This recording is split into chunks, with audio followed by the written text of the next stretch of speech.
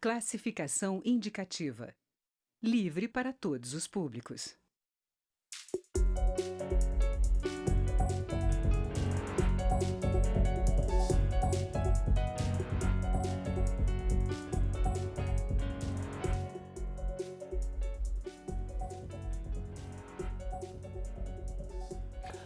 Olá, eu sou Paulo José Cunha e este é o Câmara Debate, um programa da rádio e da TV Câmara. A reforma da Previdência é muito ampla e cada detalhe é motivo de muita análise, muito debate, muita polêmica. Desde o projeto de reforma enviado pelo ex-presidente Temer até o projeto atual, alguns temas continuam no foco dos debates. Por exemplo, a questão da idade mínima para a aposentadoria, a alíquota diferenciada para os servidores públicos e a aposentadoria dos militares, para ficar em 3 temas só. Para debater esses e outros aspectos do projeto de reforma da Previdência, o Câmara Debate recebe nesta edição os deputados Bom Gás, do PT do Rio Grande do Sul, e Paulo Ganimi, do Novo, do Rio de Janeiro. Eu quero agradecer desde logo a gentileza de atenderem ao nosso convite. Pela ordem dos temas que eu citei, acho que seria interessante a gente falar desse tema que até agora parece ainda não ser totalmente consensual. Já se avançou um pouco aí no debate, mas a questão da idade mínima continua pegando muito. Na sua opinião, deputado Bom Gás, em que sentido os entendimentos estão caminhando? E eu gostaria de saber do senhor se chegará finalmente a ter um consenso nesse ponto. Bom, saudando ao Paulo, nosso entrevistador, e ao deputado Paulo, e a todos os que acompanham, tanto na rádio como na TV. Eu começaria dizendo que esta reforma, como ela foi apresentada tanto pelo Temer e agora pelo Bolsonaro, esta reforma não precisava ter. Porque todos os aspectos que eles falam são falsos do ponto de vista dos preâmbulos para a apresentação deles. Ele diz que tem um déficit. Bom, a proposta não vai corrigir o déficit, vai aumentar o déficit, porque ele vai precisar manter os atuais aposentados e vai jogar outros para capitalização, enquanto esse período vai ter que tirar mais dinheiro, né? Então vai aumentar o déficit. Segundo, ele diz que combate privilégios, mas está pegando no BPC, no trabalhador rural, quem tem 2 salários mínimos, fechando a idade. Isso não é pegar privilégio, né? Então o problema está em outro lugar, né? Nós precisamos ter os grandes sonegadores, não a Dona Maria, o posto do Juca, ou a padaria do Leonel, ou um outro pequeno empreendimento. Não, tem que ser os grandes, mega empreendimentos que gastam milhões em escritórios para não pagarem os seus tributos. Esses têm que ter um sistema vigilante para que tenha realmente arrecadação, lucros, dividendos dos bancos e tal, para a gente resolver esse tema. Porque o tal do déficit na Previdência, ele também tem um outro fator. Quando a economia está desaquecida, quando tem muito desemprego, não tem arrecadação para o Estado. Então, tu não tem mais concurso público, tu não tem mais. Então, de fato, tem muitos problemas. Esses têm que ser encarados. Porque a proposta que vem, e um aspecto então específico, que é a questão que levantas, sobre o tema da idade mínima, isso é uma afronta contra pobre. Porque quem começa a trabalhar cedo? O pobre. Então, se todos, o rico não, vai fazer uma faculdade, 2 faculdades, vai fazer estágio, vai viajar para o exterior, vai fazer um monte de outras coisas e depois vai começar a trabalhar. O pobre não, começa aos 16 anos. Bom, para chegar aos 65 anos, vão ser 49 anos. 49 anos. Então, na verdade, fixar a idade, esse mecanismo de fixação de idade, da forma como está posta, é para penalizar pobre. A alternativa que nós tínhamos apresentado, para não dizer que nós não queremos as reformas, foi no governo da presidenta Dilma, onde nós fizemos a tabela, nos 85, 95 pontos. Esses resolvem o tema para não ter uma aposentadoria, claro, precoce, claro. Aposentadorias precoces, elas são corrigidas por essa tabela, porque essa tabela é 85. Então, quem começou a trabalhar muito cedo, ele trabalhou mais tempo, então ele precisa menos idade. E quem, então, trabalhou menos tempo, vai precisar de mais idade. Então, eu faço justiça. Agora, só fixar a idade, eu faço injustiça com os mais pobres. Deputado Paulo Ganimi. Deputado Bom Gás já abriu propondo uma questão estrutural. Na sua opinião, as colocações do deputado Bom Gás, elas se justificam? Quer dizer, essa reforma, na forma como ela foi apresentada, ela vai terminar sendo mais deficitária até? Bom, Paulo, primeiro, obrigado por estar aqui hoje. Eu acho que é uma honra estar aqui conversando com vocês. meu colega deputado aqui, Bongás. Eu discordo bastante da opinião do meu colega Bongás. Eu acho que a gente não posso acreditar, primeiro pela palavra dele, quando ele fala que essa reforma é para prejudicar ou penalizar os pobres.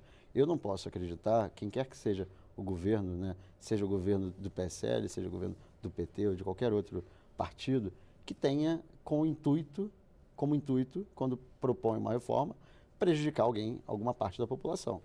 Né? Então, acho que dizer isso, de qualquer que seja o governo, é entender ou imaginar que alguém foi eleito para governar o país com o intuito de prejudicar o mais pobre. A gente pode debater, sim, se o modelo proposto é bom ou ruim. Agora, a intenção, eu acho que é até um pouco... por mais que a gente discorde, e eu discordo de bastante coisa do governo atual, eu não sou base do governo, a gente concorda muito em alguns aspectos, em especial aspectos econômicos, segurança, combate à corrupção através do ministro Sérgio Moro, mas a gente discorda de vários outros pontos. E eu jamais iria acreditar, qualquer que seja o governo, mesmo nos 13 anos de governo do PT, que eles faziam coisas com a intenção de prejudicar o povo, e principalmente o mais pobre. Se o modelo é ruim, aí a gente tem que debater. E eu acho que é isso que está faltando aqui nessa casa. A gente debater propostas, debater ideias, debater tecnicamente a proposta da Previdência, da PEC da Previdência, como todas as outras propostas. E eu acho que é isso que a gente tem que fazer. Hoje a gente vê aqui na casa, e a gente vê isso nas comissões, vê isso no plenário, pessoas querendo muito mais aparecer para a mídia, para os eleitores, nas redes sociais, do que querendo debater tecnicamente os assuntos que vão impactar a vida dos brasileiros. Quando a gente inverte a ordem. O parlamento, a Câmara dos Deputados, ela está aqui para debater propostas. A relação com o povo, a relação com a mídia é para dar transparência, é para trazer o debate para a população, para que a população participe também. E não o inverso, a gente não pode estar aqui querendo o tempo todo estar falando para fora, simplesmente para mitar, para lacrar com os eleitores e com os apoiadores. E é isso que a gente tem visto com muita frequência. Então, quando a gente chega e fala que a proposta, como um todo, ela é muito ruim, mas a gente não apresenta para agora, não estou falando o que foi apresentado no governo Dilma, no governo Temer, não, a gente está debatendo a reforma da Previdência hoje. Qual é a reforma que a gente quer para o Brasil? Eu acho que a gente pode até discordar de que há um déficit ou não há um déficit, apesar dos números serem muito claros. Né? Para mim, os números são claros que há um déficit na Previdência no Brasil, e um déficit bem grande que faz com que o governo precise trazer dinheiro do imposto para quitar, para pagar a Previdência. E aí, quando a gente fala que o governo tira dinheiro do imposto para pagar a Previdência, a gente está tirando dinheiro de quem? Quem é que paga mais imposto no Brasil proporcionalmente? É o mais pobre. Então, se o mais pobre tem que pagar imposto, e esse imposto ele não vai para saúde, segurança e educação, e ele vai para pagar aposentadorias, e muitas dessas aposentadorias, que é justamente aonde tem o maior déficit, são das pessoas que ganham mais, e principalmente dos servidores públicos, é ali que está o maior déficit de todos. Se a gente está fazendo com que o pobre pague imposto, para esse imposto não ir para aquilo que tem que ir, que é saúde, segurança e educação, mas sempre para pagar a previdência de quem ganha muito, a gente não está sendo justo. Tem alguma coisa errada. É isso. E aí sim a gente está debatendo, está prejudicando o mais pobre. E mais ainda, a Previdência, hoje a gente sabe que o governo gasta cerca de 55% do orçamento público da União com a Previdência. E esse número vai crescer até chegar a cerca de 80%. Se a gente não reverter essa situação, o que vai acontecer? A gente não tem mais dinheiro para saúde, segurança, educação, e a gente não tem investimento no Brasil. Seja investimento público e investimento privado. E a gente não vai fazer o Brasil crescer. E quem é que paga mais, quem é que sofre mais quando a gente tem crise econômica, que é a atual situação do Brasil? É o mais pobre também. Então, se a gente se preocupa com o mais pobre, a gente tem que aprovar essa reforma da Previdência. A gente pode sim debater os detalhes. A gente pode debater o BPC, pode debater a pensão, pode debater até a idade mínima, que apesar de eu ser favorável, com relação e ao tema... a essa, o senhor é favorável a esse, eu sou favorável. esse formato? Só para em outro ponto também que é relevante falar, o pobre começa a trabalhar mais cedo, realmente, porque ele não vai para a faculdade, né? Ele começa mais cedo. Porém, o pobre também, ele não consegue contribuir com rigor, com frequência para a Previdência. Então, hoje, a maior parte dos mais pobres já se aposenta com mais de 65 anos. Então, esse número é importante lembrar. Então, falar que botar uma idade mínima de 65 anos para a população como um todo é injusto com os mais pobres, não é verdade, porque quem se aposenta antes dos 65 anos são justamente os mais ricos. Então, a gente está fazendo com que todo mundo, eu, você, todo mundo aqui, e os mais ricos, se aposentem com 65 anos, coisa que o pobre hoje já se aposenta. Pois é, agora, deputado, o senhor falou dessa questão da aposentadoria do funcionalismo público, né? E aí eu colocaria esse tema que já é o segundo tema nosso aqui, em debate. Essa proposta dessa incidência de uma alíquota tão elevada, me parece que são 22%, não é isso? Para quem ganha mais. O senhor acha que é cabível, deputado Mongassi? Eu estou seguindo a orientação do deputado Paulo, que falar das questões técnicas, e por isso eu uso o tema E sempre faço isso, né? Porque essa coisa de pegar, por exemplo, os dados da Unafisco, vou pegar dos fiscais do governo. Eles mostram, eu quero debater política e tecnicamente, porque eu tenho um projeto político e técnico, as coisas se misturam. Mas, tecnicamente, os fiscais fizeram um cálculo sobre isso. Então, todas as pessoas que, por exemplo, o lucro do banco, no tema da capitalização, que nós vamos entrar depois, que é um dado técnico, vai ter uma lucratividade, pelo dado do Finafisco Central, modelo de capitalização, de 388 bilhões ano.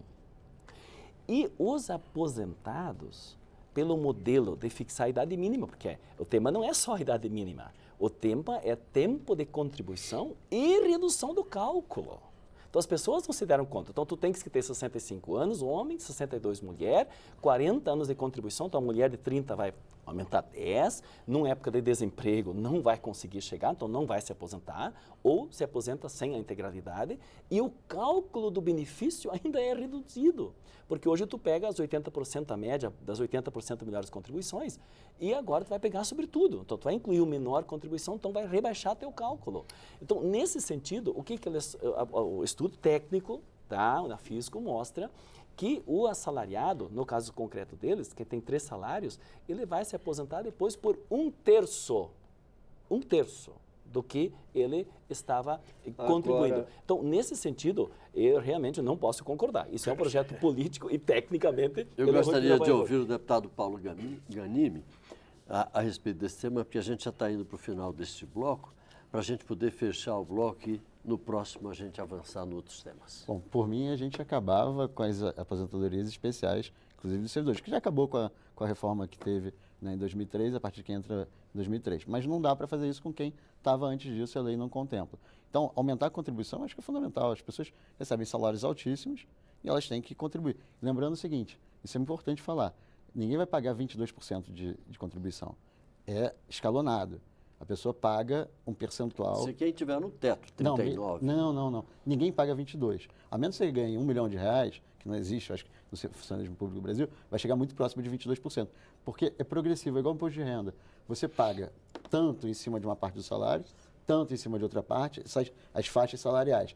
E aí, a média, quem recebe, por exemplo, R$39 mil, vai pagar cerca de 16%, 17% de contribuição.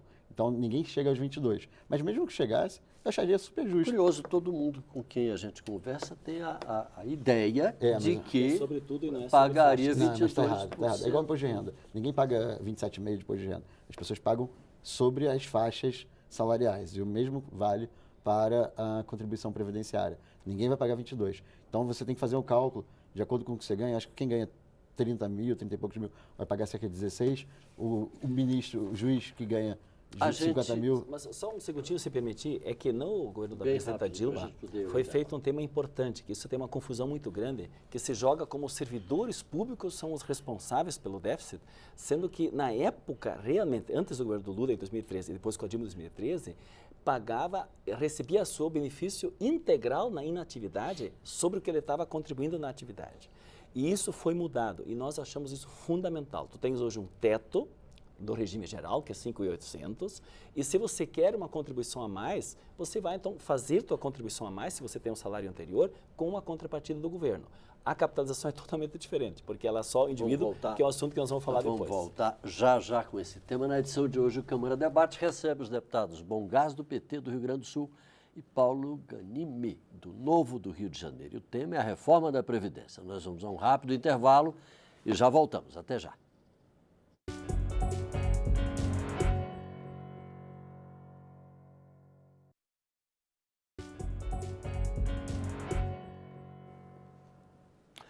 Estamos de volta com o Câmara Debate, que hoje trata da reforma da Previdência. Com a gente aqui no estúdio os deputados Bongás, do PT do Rio Grande do Sul, e Paulo Ganimi, do Novo do Rio de Janeiro. Em pauta, a reforma da Previdência, é claro. E eu gostaria agora que a gente tratasse de um tema que tem provocado muito polêmica, como de resto todo o projeto, que é a questão da Previdência para os militares. Queria começar com o deputado Paulo Ganimi. O que o senhor acha que vai terminar saindo de todo o debate que está sendo travado em torno desse tema, deputado? Talvez esse seja o tema que talvez a gente mais concorde, né? Porque eu acho que não foi oportuno trazer para a Câmara, junto com a reforma dos militares, a reforma da carreira dos militares. Eu acho que não é o momento, a gente está falando... que ali houve uma tentativa de compensação. De compensação. Não é o momento, a gente está falando aí de um momento em que a gente pede para todos os brasileiros, dos mais ricos aos mais pobres, contribuírem com o ajuste fiscal e com a previdência das gerações futuras.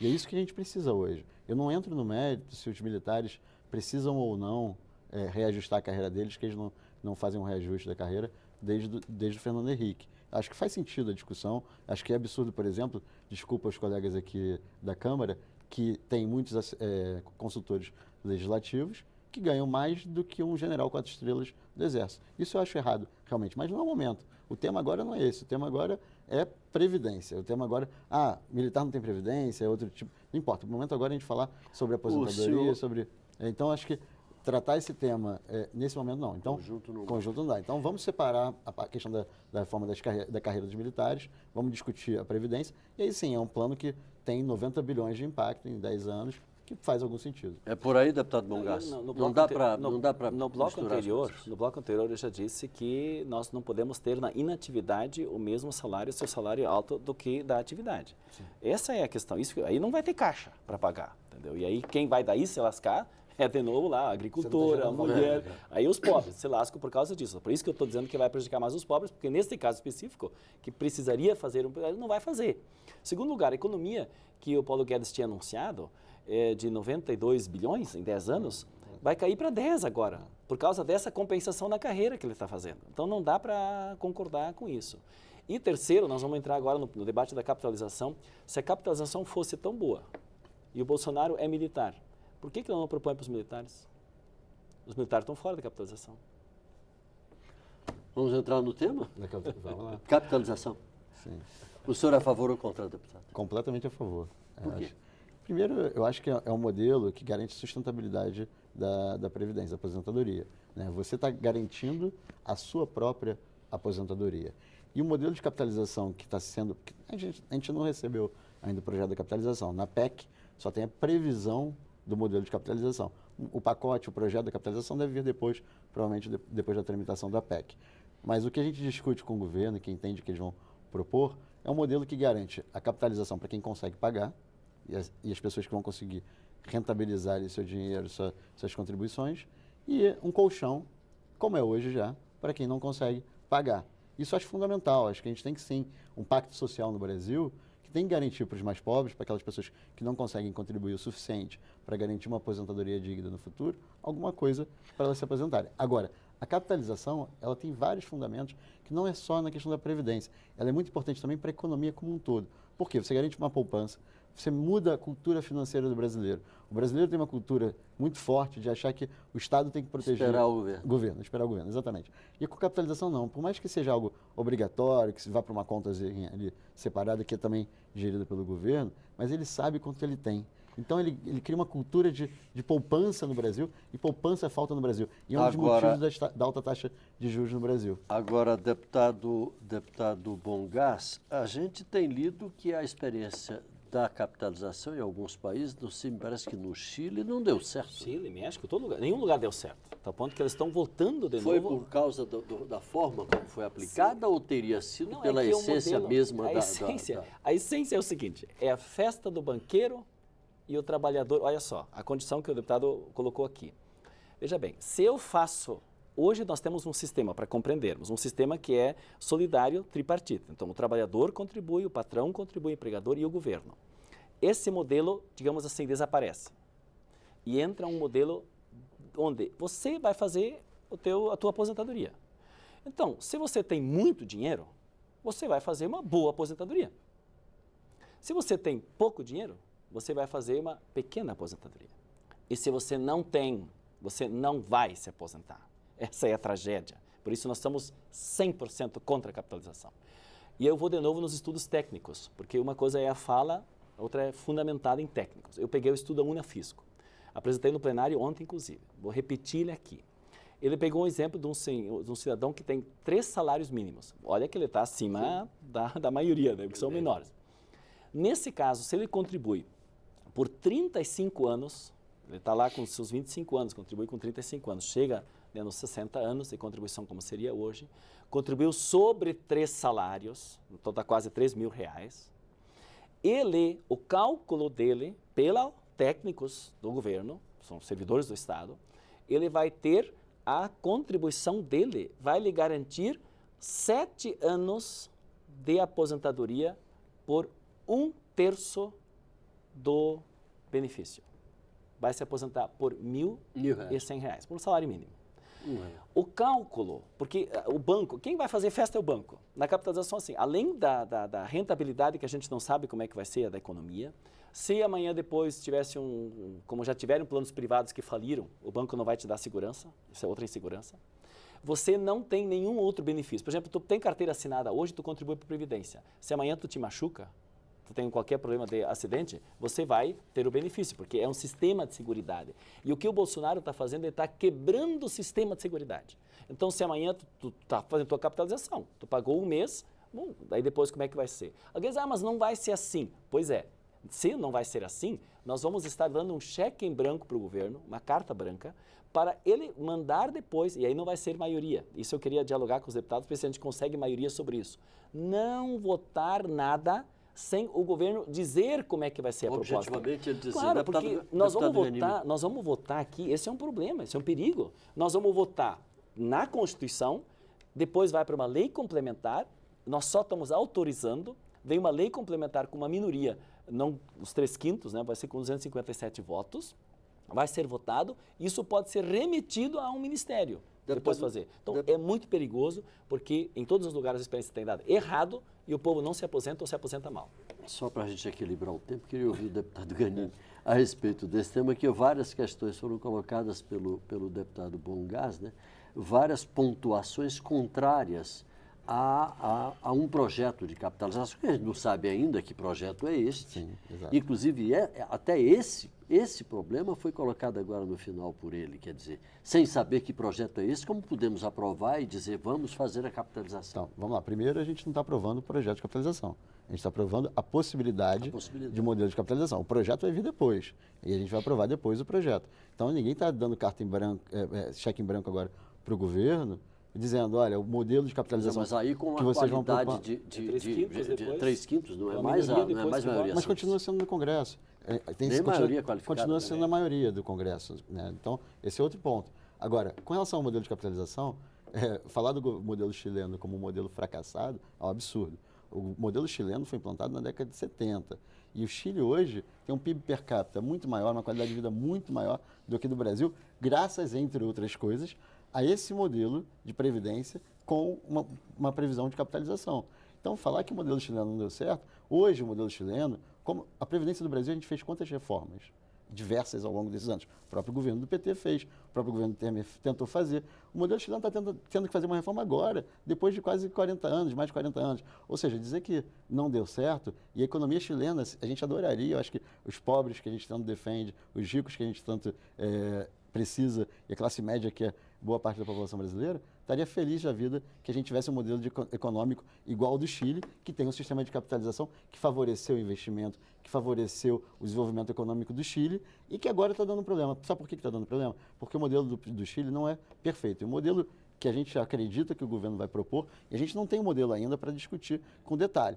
Fazer conta do modelo de capitalização brasileiro, dizendo quanto vai dar, qual vai ser a aposentadoria das pessoas, é impossível. Eu não tenho esse modelo, se você tiver, você me passa depois, porque eu gostaria de ver o modelo brasileiro, porque a gente não recebe... Mas eu acabei de dizer isso, deputado. Eu acabei de dizer não, mas a gente não tem esse modelo ainda. Mas por isso que nós não podemos votar mas sem saber qual é a proposta. Modelo, mas nós estamos autorizando e estamos tirando a Constituição, nós estamos desconstitucionalizando esse tema. A necessidade de modelo de capitalização, os principais países do mundo que têm sistema de aposentadoria têm um sistema de capitalização.